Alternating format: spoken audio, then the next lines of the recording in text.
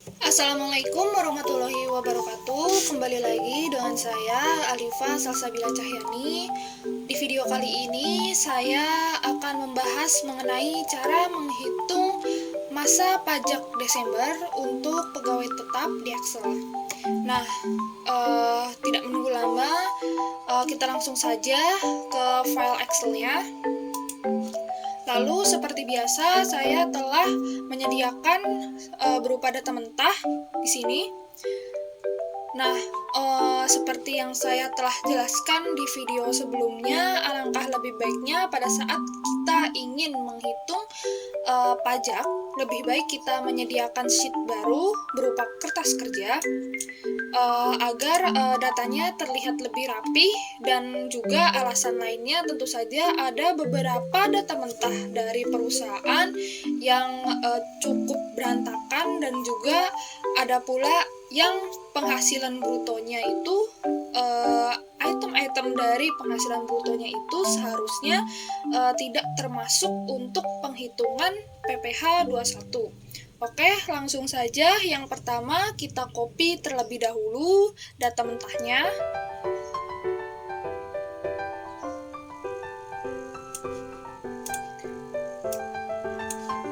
Oke, dari sini saja sampai sini.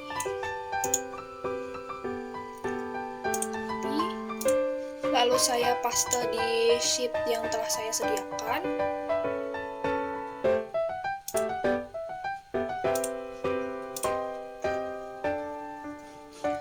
Selanjutnya saya akan mengcopy untuk pajak Januari sampai Novembernya,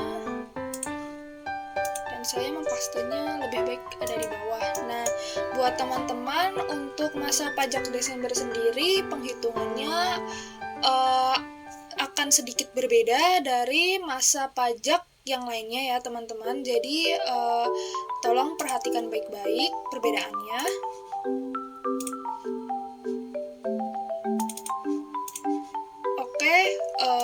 Baik, saya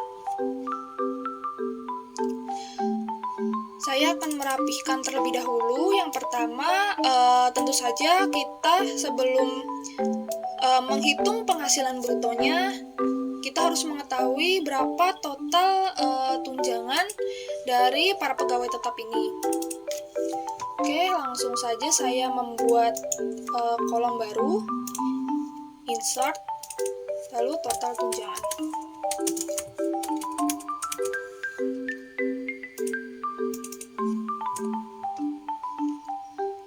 Total tunjangan ini didapat dari penjumlahan tunjangan rumah, tunjangan komunikasi, dan juga tunjangan makan.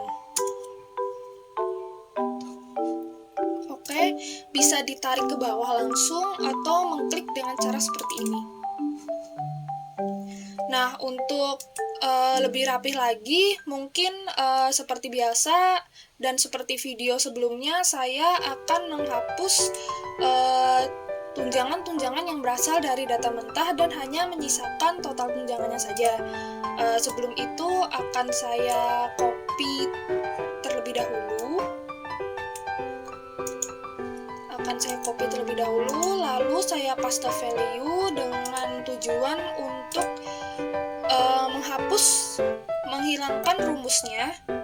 Dan apabila saya menghapus tunjangan-tunjangan ini, maka tidak error untuk total tunjangannya.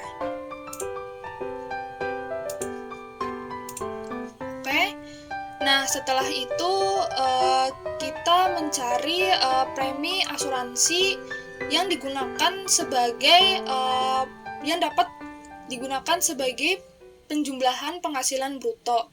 Di sini seperti video sebelumnya saya telah menjelaskan bahwa saya hanya mengambil Aztec 0,54% ini karena Aztec dari 0,54% ini dibayar dari perusahaan, sedangkan yang 2% ini dibayar sendiri oleh pegawai, sehingga yang 2% ini nantinya akan sebagai pengurang penghasilan bruto, bukan sebagai penambah penghasilan bruto.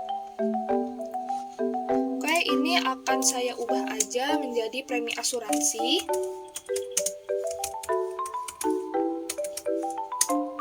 Nah, setelah selesai, lalu kita dapat mencari berapa penghasilan brutonya. Oke, penghasilan brutonya seperti yang telah saya jelaskan sebelumnya, yaitu terdiri dari penjumlahan dari gaji, total tunjangan, premi asuransi, dan juga overtime. Oke, baik. Penghasilan bruto telah dicari, lalu selanjutnya kita mencari pengurangnya, untuk penghasilan bruto. Ini akan saya insert.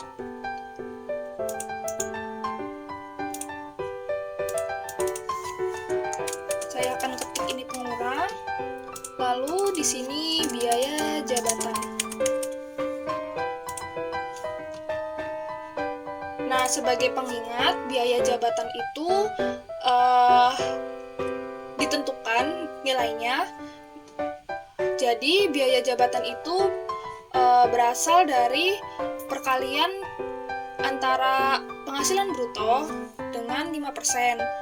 Nah, jika hasilnya itu lebih dari 500.000 atau sama dengan 500.000, maka biaya jabatan yang dicantumkan hanya sebatas 500.000 saja.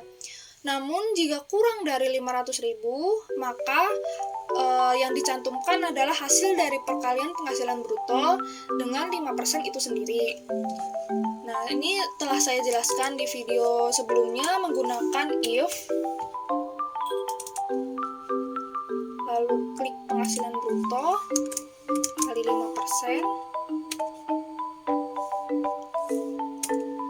apabila lebih dari sama dengan 500.000.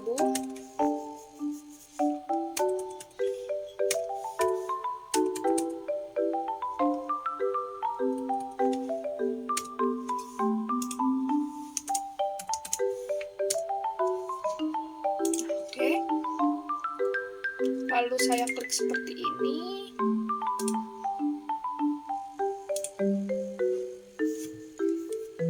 Nah, setelah itu ada JHT yang tadi telah saya jelaskan. Saya akan ubah ini menjadi JHT saja. Nah, baik. Setelah item-item pengurang ini telah diketahui, maka kita dapat mencari total dari pengurang untuk penghasilan bruto.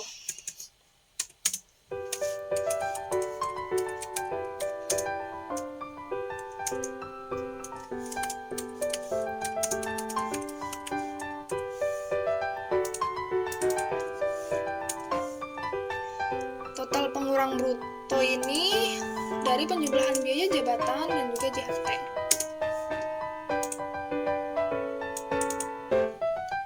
Nah, setelah itu kita dapat mencari penghasilan netonya selama sebulan.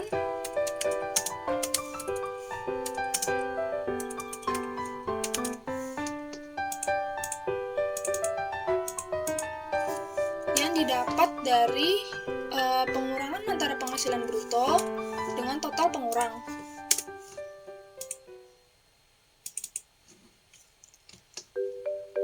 Selanjutnya, kita mencari penghasilan neto untuk setahun.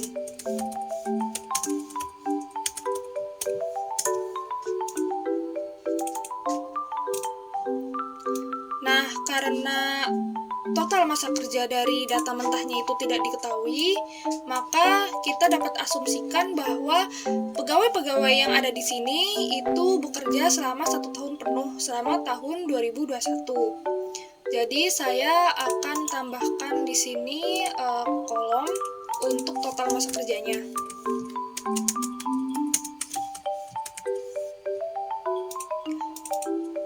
Karena mereka bekerja selama 1 tahun penuh, maka saya tulis di sini 12 untuk 12 bulan.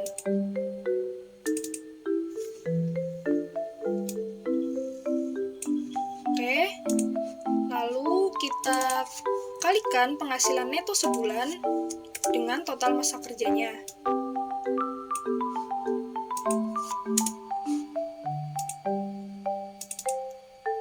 Setelah penghasilan neto setahun diketahui, maka kita dapat mencari PTKP. Nah, PTKP sendiri itu seperti yang telah saya jelaskan di video sebelumnya, bahwa PTKP berfungsi sebagai pengurang dari penghasilan neto setahun yang nantinya akan menjadi penghasilan kena pajak.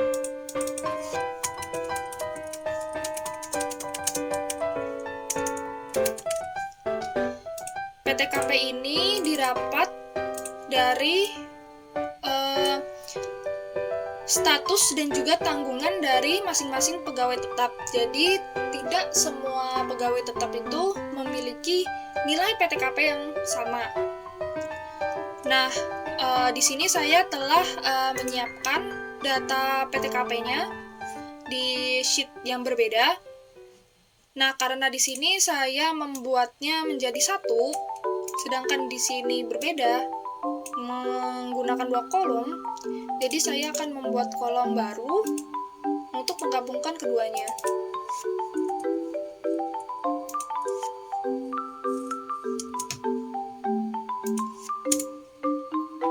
Kita klik seperti biasa.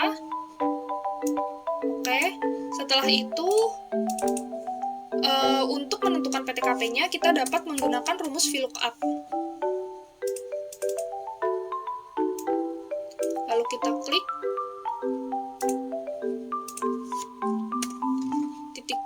titik koma, lalu di blok untuk tabel PTKP-nya. Jangan lupa menggunakan tanda dolar agar tidak error. Lalu ketik 2 karena angka PTKP ini sendiri ada di kolom kedua. Lalu klik false. Klik seperti biasa. Lalu penghasilan kena pajak dapat diketahui dari hasil pengurangan antara penghasilan neto setahun dengan PTKP.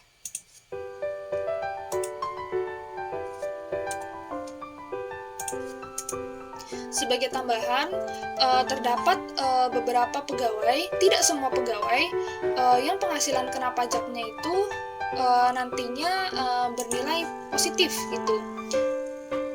Atau dapat juga bernilai 0. Nah, kalau seperti ini, semisal penghasilan neto setahun itu lebih kecil daripada PTKP, maka penghasilan kena pajaknya cukup dinolkan saja ya teman-teman. Karena di sini mungkin semuanya penghasilan kena pajaknya itu ada, tidak ada yang 0, maka semuanya dapat dikenakan pajak. Oke, selanjutnya kita dapat menghitung pajak untuk setahunnya. Nah, karena untuk mempersingkat waktu ya teman-teman, saya telah menjelaskan cara dan juga rumus untuk menghitung pajaknya dengan menggunakan if dan and.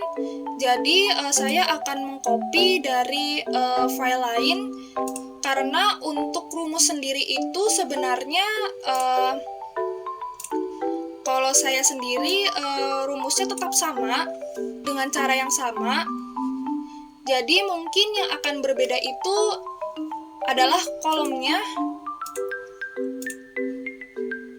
Jadi saya mungkin hanya akan mengkopinya untuk mempersingkat waktu ya teman-teman. Jadi jika kalian yang belum menonton videonya, bisa ditonton videonya agar lebih paham.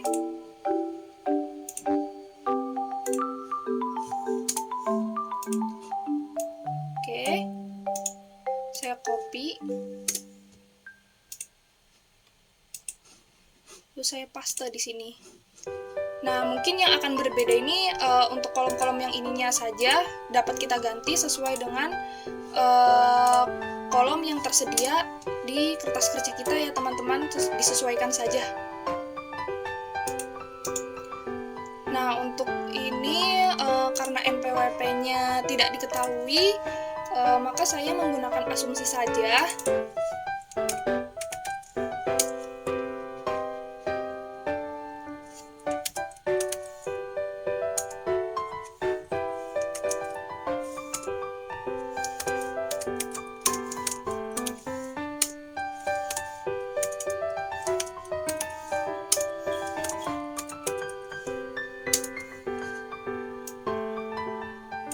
saya hanya akan merubah, maksud saya hanya akan menyesuaikan kolomnya saja ya teman-teman.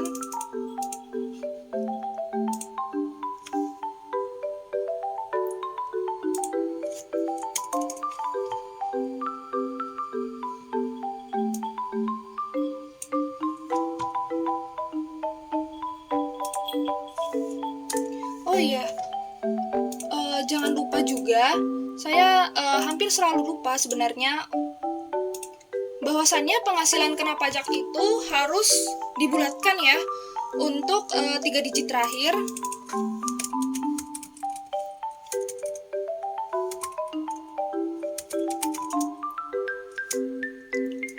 Dengan menggunakan rumus round down.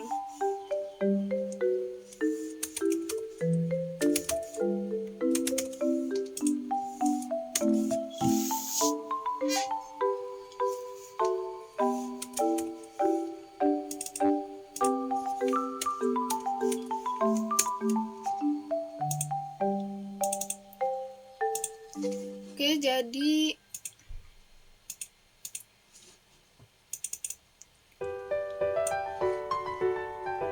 C5 ini akan diganti dengan D3 dan AG5 akan diganti dengan kolom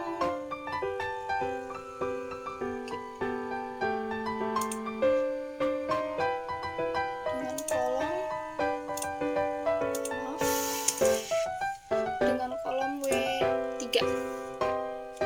Oke. Dan seterusnya ya teman-teman. Diganti semuanya.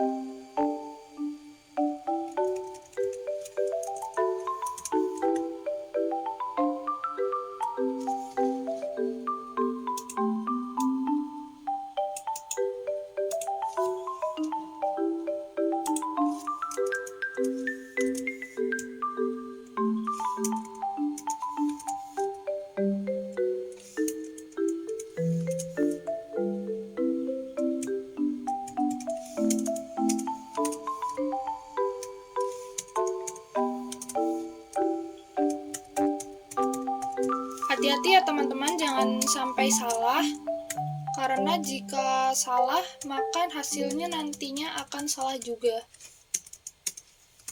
Jadi harus teliti juga dalam proses mengganti rumusnya ini dalam menyesuaikan kolomnya.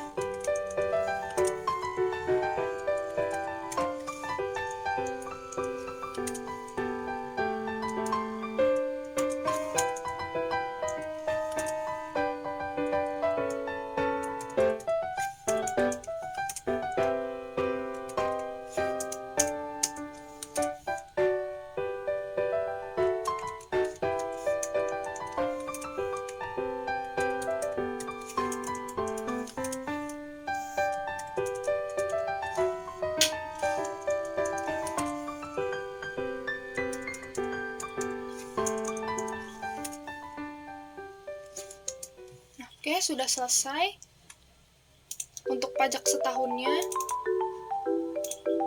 Lalu, nah di sini perbedaannya dalam menghitung pajak masa biasa dengan pajak masa Desember. Di sini kita tidak langsung untuk membaginya dengan total masa kerja, namun kita harus mengurangkannya dengan pajak yang telah disetor selama bulan Januari sampai November. Jadi di sini saya akan menulisnya sebagai PPh telah disetor.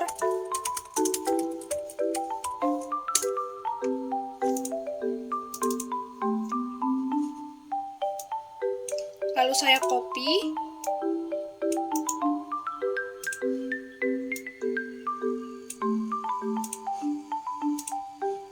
Paste. Nah, lalu baru kita dapat mengetahui PPh untuk masa Desembernya. PPh Desember dapat diketahui dari hasil pengurangan antara PPh setahun yang kita hitung tadi dengan PPh yang telah disetor.